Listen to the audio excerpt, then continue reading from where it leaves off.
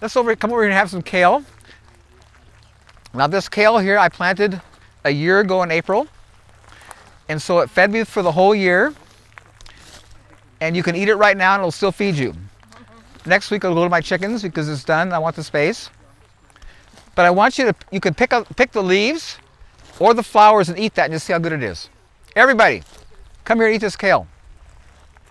Do you ever grow your own seeds from I collect my own seed because the stuff I grow is spirit anything I can buy.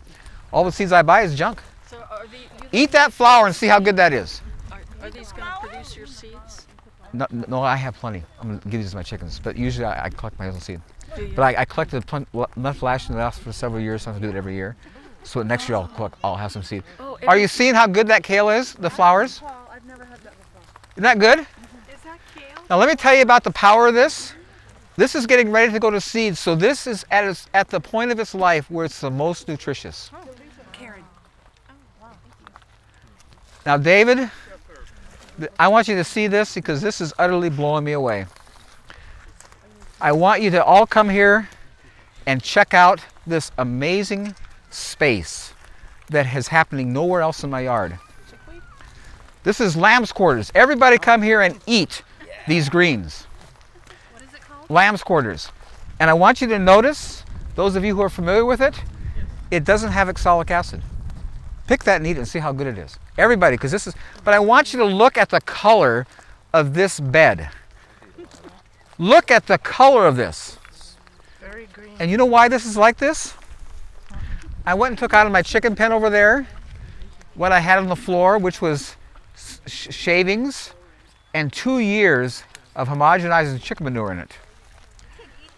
Eat it! It's delicious. There's no spinach you'll ever buy that's going to be that good. Eat it quick and get more. This is spinach? No, I'm just telling you, it's full of water. And it doesn't have oxalic acid. Come on. I've eaten this before and it was bitter. It was bitter. This is awesome. And you can look at the color, man. Come on. Yeah. And here's what you see over there in my garden. I had the same plants growing, but look at the density. And what I want you to hear me, I seeded nothing here.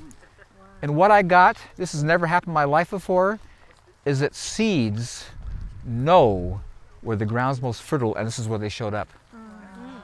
I didn't. This was solid. Totally. 2 months ago, it was nothing here. Not one plant, and this has all happened by itself. So David, this is what's. See, this revelation of God never ends. It's just constantly like, wow, you gotta be kidding.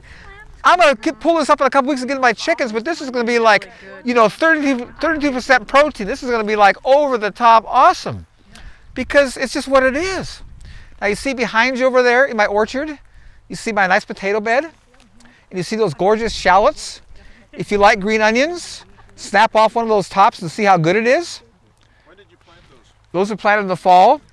And I want you to notice that big clump was one small head of shallots. You see how good that is? Isn't that good? In the winter, do you cover your fall stuff? No. In nature, is anything covered in the fall? I'm just telling you, man, all this stuff they tell us, you see, they tell you can't have stuff grow in the wintertime.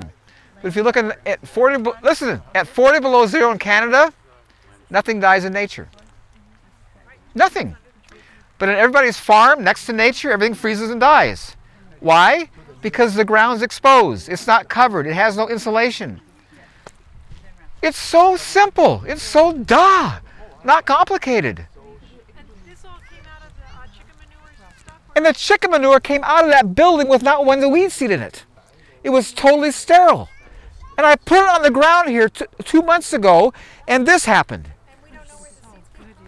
They came from nature, and what got my attention was they showed up here because they knew it was nutrient dense. I'm telling you, man, they have a mind. And you see, I never knew that. And if someone told me that, you're crazy. But I can't deny it. I was here. I planted nothing. This was sterile. This was completely out of my chicken pen with no seeds in it. And this happened. I'm telling you, it is wow. And what I'm getting is that this revelation of God never ends. It's always going to be that because He's infinite. He's not limited. He's not static. It's just always multiplying. Isn't that good? That's delicious food. Stop eating it. You can't and you shouldn't. And you could be eating it until you're dead. You'll never even impact it because there's so much. It's just so fun. You'll never get cancer because of I the way can't you eat get cancer. and because of your alkaline Cancer water. cannot live in an alkaline environment. No. That kale right here, everybody hear me. Cancer is caused by free radicals. And fruits and vegetables have antioxidants in them that take out and destroy free radicals. But once a free radical penetrates the cell wall, gets inside the cell, antioxidants have no impact because they cannot penetrate a cell wall. This kale right here, the phytochemicals in this kale literally penetrate the cell wall, go into the cell, and eat out, consume the free radical. If you're eating this kind of food on a regular basis, it is impossible to get cancer. It cannot exist. Cancer cannot live in an alkaline environment. It can't live there. It's just so simple. If you look at cultures that aren't industrialized, cancer doesn't exist. They only happen with industrialized cultures who eat dead food, which is acid forming. All dead food is acid forming. Everything God made is alkalizing. I'm telling you, it's so simple. It's so obvious. And it's so amazing how as intelligent beings we've totally lost it and don't get it. Because it's easy. And you see this kale here, I planted a year ago in April. Well, why do you let it get so big and flower like that? Because I'm eating it still. The flowers? In April, when everybody's planting their gardens, I'm eating broccoli heads out of this every day. Because they're creating little broccoli heads. I'm eating a quality of life that no one has. And see, this is feed. Now I'm going to take it to the chickens next week because now I have lettuce and spinach and arugula coming out of my garden. And so, see, I'm seeing everything has a season and there's a time. You see over there, all that kale, that's all going to get thinned out and planted over here. This whole place, I'm going to pull all this up. I'm going to take that kale, because that kale is the most powerful food that exists and it will feed you the entire year. All winter long when the ground's freezing 20 degrees, it's putting on new growth and I have fresh live greens the entire year. It's the most, if I could grow only one food, it'd be kale. There's no food as powerful and as long as long producing as kale is. And you don't cover it, you just have the wood chips. That's what keeps it. Covering. In nature, nothing's covered. Yeah. Are you following me? And everything's growing really well. So Are you? these kale plants are how old? This was a year ago in April. I planted those by seed. And you see over there, next to that asparagus, Okay. I have this same kale growing that I planted this April. What kind of kale? This is lacinato kale. Russian kale's over there. I have both. Russian and lacinato is my favorite. But I hope you guys are eating this stuff because it's really good, isn't it? It's sweet. I'm grazing. So You should. And this is nutrient dense. This is you can't buy anything like this. Nothing's in the store comparable. delicious, isn't it? It's all good. God made nothing bad. But at some point you will remove. Yeah, these next week, and- alter the chickens. Oh, okay. You see what's so cool about my chickens is that nothing in my yard's wasted. You see all those weeds in my garden right now? You see, to the natural person, that's a drag. But you see, that is nutrient dense food for my chickens. I'm going to get them out next week because you see they're getting ready to flower and go to seed, so I'm going to get them out of there. But you see those carrots still in my garden? They're going to seed, but I've been feeding my chickens. But I've been eating carrots all winter. Good carrots out of my garden. All winter long. In the garden. And they're not covered. And they're not freezing. And they're actually sweeter because the ground freezes, the sugar comes up. So it's just, I'm just telling you, man, this idea about God is all abundance, and there's so much food that it's impossible to ever even use it all. Impossible. But in the winter, do you have more wood chips on that? so No, what I'm they gonna do, don't what I'm gonna do freeze? now, I'm gonna bring in my chicken pen. This is not wood chips. This is all, and I want you to let's walk out here and see how awesome the soil is. So, Paul, you don't do any watering out here? In the summertime, in the orchard, never. What got my attention last year, I want you to all hear me. There's nothing on the planet that holds and releases and transports water as well as wood.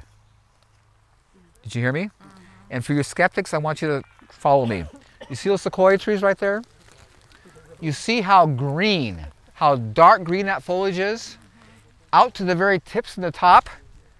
How is water being lifted to the top of that tree, out to the end of those needles with no pump? Capillary action in wood cells.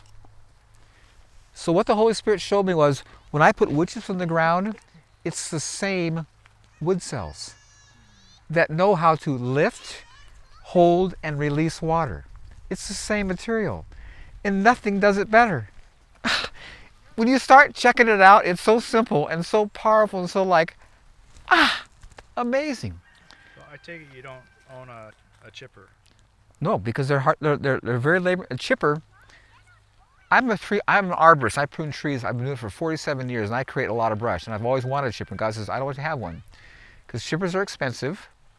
They're high maintenance, and when you're running them, you're breathing exhaust, hearing loud noise, and they move very slowly. So I can load that truck up really quick with a brush, take it to the guy with a dub grinder, and I'm done. No overhead, and it's quick. And all the people who have chippers create chips for me and give them to me for free. So I don't need a chipper.